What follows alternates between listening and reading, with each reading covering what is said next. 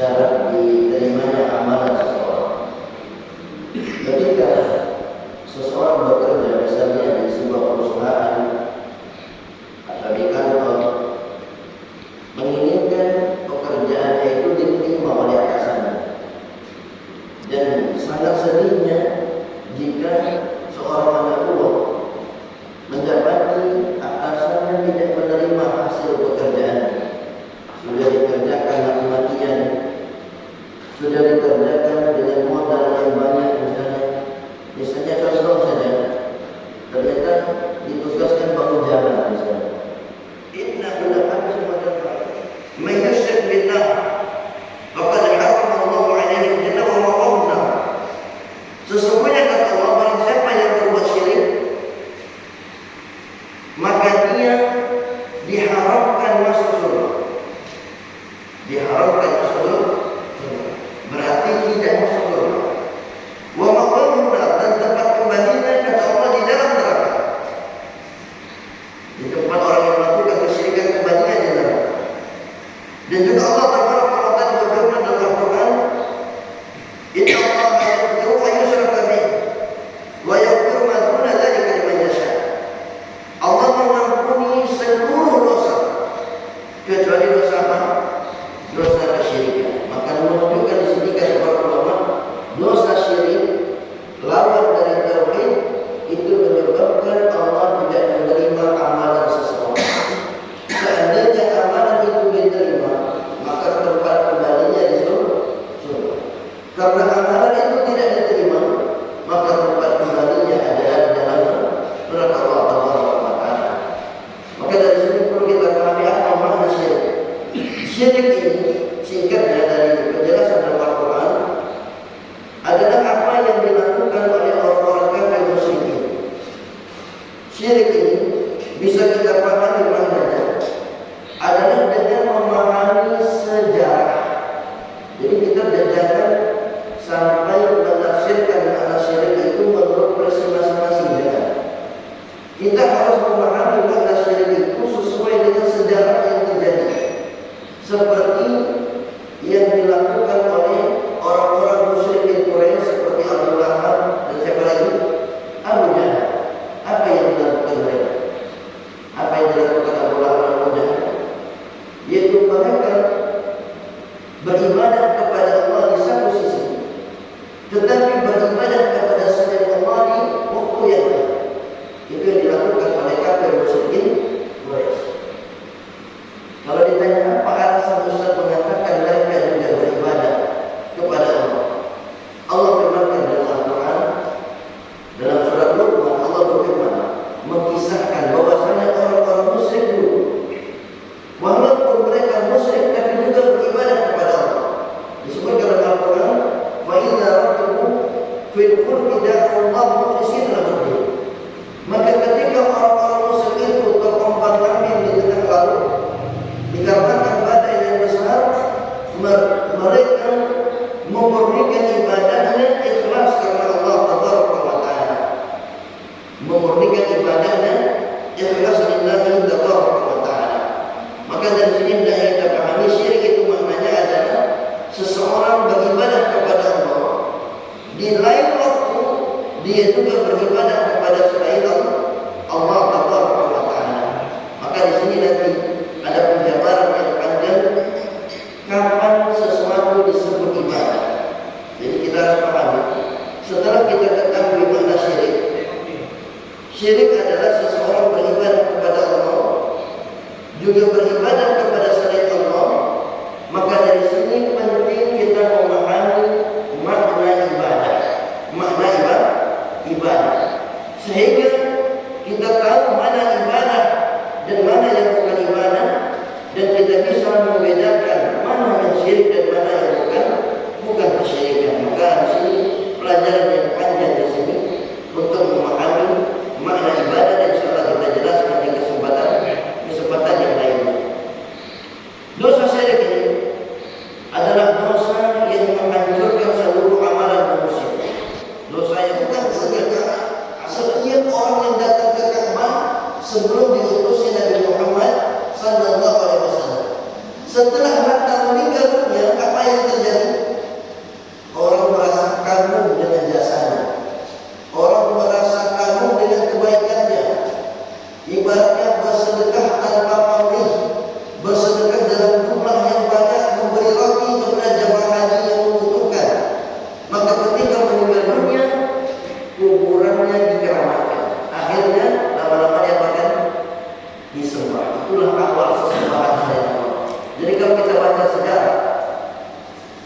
timbul kesyirikan ini gimana bentuknya?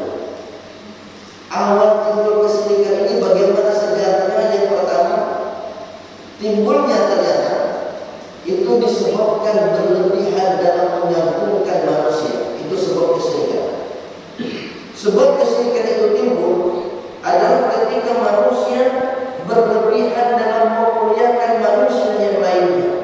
Itu sebab timbul kesyirikan pertama kali. Dan jika ditanya, kapan timbul kesyirikan pertama kali? Kapan timbul kesyirikan pertama kali? Di zaman Nabi Muhammad? Apa zaman Nabi Isa? Apa zaman Nabi Musa? Padahalnya diputusnya para nabi yang paling pertama tujuannya apa? Memberantas kesyirikan. Itu dua. Kalau ditanya kapan pertama kali terjadi kesyirikan di dunia ini, apakah di zaman Nabi Adam sudah mengenal kesyirikan? Bingung jawabnya. Apakah di Nabi Adam sudah mengenal kesyirikan? Ternyata belum. Nabi Adam turun dari surga yang tahunya sesembahannya hanya Allah Taala. Maka perlu kita ketahui bahwasanya pertama kali timbul kesyirikan itu di masa-masa Nabi Nuh alaihi salam. Di masa-masa Nabi Nuh. Di zaman Nabi Nuh itulah timbul pertama kesyirikan yang sampai-sampai Nabi Nuh berdoa kepada Allah. Qala Nuh Rabbina tadar 'alal ardi minal kafirin dayyara. Ya Allah, jangan sisakan orang kafir satu pun di dunia ini, kata Nabi. Sampai-sampai Nabi Nuh berdoa, ya Allah, jangan sisakan orang musyrikin kafir di dunia ini satu pun. Apa yang terjadi setelahnya? Timbullah banjir yang menenggelamkan puncak gunung. Timbullah banjir yang menenggelamkan puncak gunung. Itulah zaman pertama kali kehancuran akidah manusia di zaman Nabi Nuh. Dan Nabi Nuh disebutkan oleh para ulama Rasul yang pertama. Rasul yang pertama. Apa beda Rasul dengan Nabi? Apa beda Rasul dengan Nabi? Rasul itu diutus ketika manusia telah mengalami kerusakan akidah. Ini awal diutusnya para Rasul. Ketika Nabi Nuh diutus oleh Allah, apa sebabnya? Karena kaumnya ketika itu telah melakukan kerusakan keyakinan. Maka karena itulah Nabi Nuh berdoa kepada Allah, karena telah berdakwah selama berapa tahun?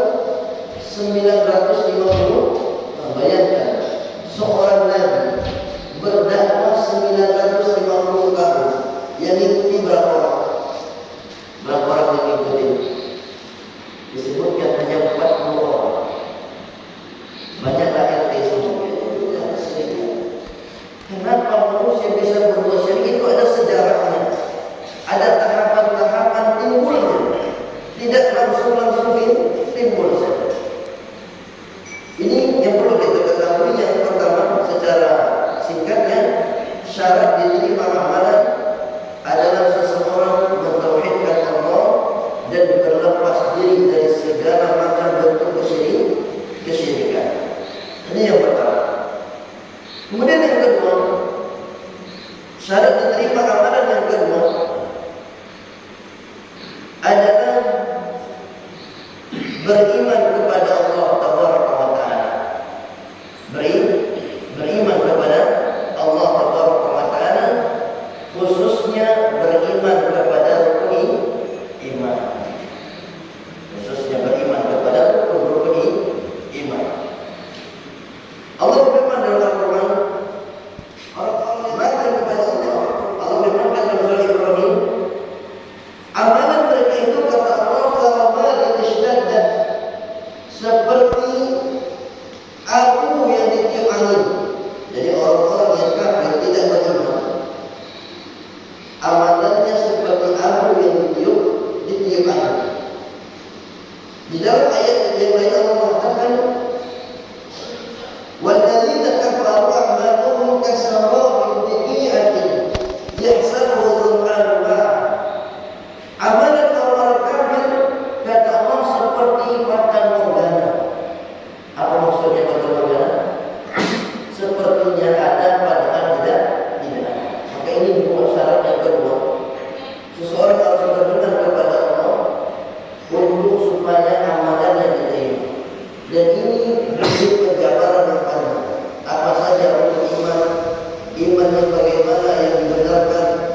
Iman bagaimana yang apabila diyakini baru dikatakan benar imannya, dan apa saja yang menggugurkan keimanan, maka ini harus dipelajari dikatakan pentingnya perkara ini.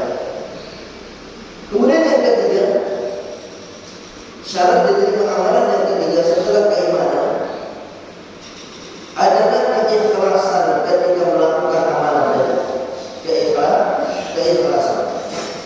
Allah Subhanahu wa taala berfirman di dalam Al-Qur'an, "Wa ma umiru illa liya'budullaha mukhlishina lahu-d-din." Tidaklah kami diperintahkan, mereka diperintahkan melainkan supaya mengikhlaskan ibadah. Dan juga Rasulullah bersabda, "Inna Allaha la yaqbalu," Allah Subhanahu wa taala tidak menerima amalan seseorang illa ma kana lahu khalisan, kecuali yang ikhlas karena Allah Tabaraka wa taala. Jadi kalau ingin diterima amalannya, ikhlaskan niatnya lillahi Tabaraka wa taala. Maka ini yang ketiga, setelah mentauhidkan Allah, selamat dari kesyirikan. Dan ini butuh penjelasan yang sangat panjang. Yang kedua, beriman kepada Allah. Dan perkara iman itu butuh penjelasan yang sangat panjang. Yang ketiga adalah keikhlasan dalam beramal, niat karena Allah. Dan ini juga butuh penjelasan yang lumayan panjangnya.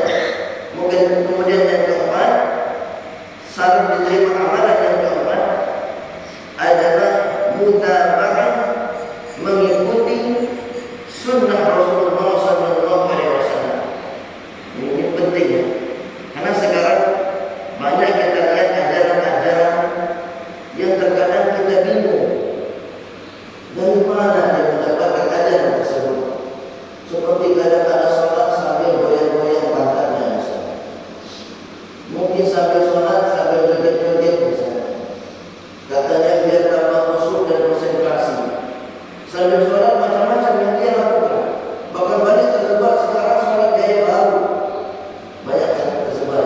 Itu antara itu dan semisalnya. Banyak tersebar. Dan banyak tersebar ritual-ritual ibadah yang tidak pernah diajarkan oleh Rasulullah. Padahal Rasulullah telah mengingatkan di dalam hadisnya, dan ini disebutkan oleh Imam Nawawi dalam kitab Arba'in nomor 5. Rasulullah mengatakan bersabda, "Man ahdatha fi amrina hadza." Rasul mengatakan barang siapa yang mengada-ada fi amrina hadza, dalam urusan agama kami, maka sahihu, yang tidak pernah kami perintahkan, fahuwa raddun, maka kata Nabi, dia tertolak. Dia tertolak. Barang siapa yang mengada-ada dalam urusan agama kami, yang tidak ada pernah kami perintahkan, kata Nabi, maka dia tertolak. Apanya yang tertolak? Dua-duanya tertolak. Amalannya tertolak, pahalanya tertolak. Semuanya tertolak. Dan juga Rasulullah mengatakan, bersabda, "Man amila amalan laisa alaihi amruna fahuwa raddun." Barang siapa yang beramal dengan suatu amalan yang tidak kami perintahkan, kata Nabi, fahuwa raddun, maka dia tertolak, kata Nabi. Maka perhatikan amalan kita. Sudah amalan kita ini mencocoki amalan Rasul. Puasa kita misalnya, sudahkah puasa kita sesuai dengan puasa Rasul? Kemudian umroh, haji, sholat kita, sudahkah mencocoki sholatnya Rasul? Kemudian ibadah-ibadah yang lainnya, kita hendaknya bertanya pada diri kita masing-masing, sudahkah mencocoki ibadah dan amalan Rasul? Kenapa Rasul yang beda? Karena bukan Rasul yang pertama, sudah ada contoh Rasul sebelumnya. Itulah makna bid'ah di dalam Al-Quran. Jadi makna bid'ah di dalam Al-Quran itu menciptakan sesuatu yang belum ada sebelumnya. Tapi kalau sudah ada sebelumnya, namanya bukan bid'ah.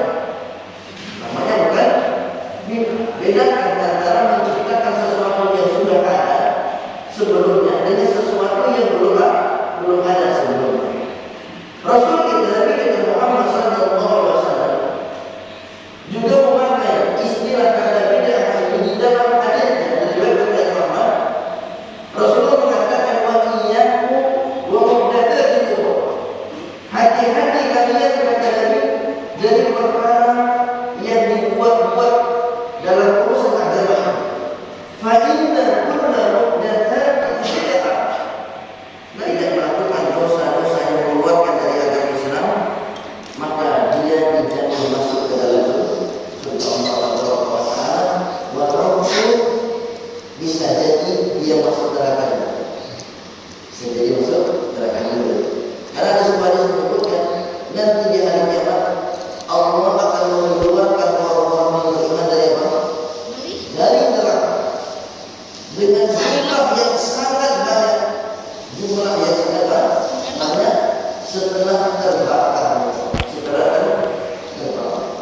Setelah terbakar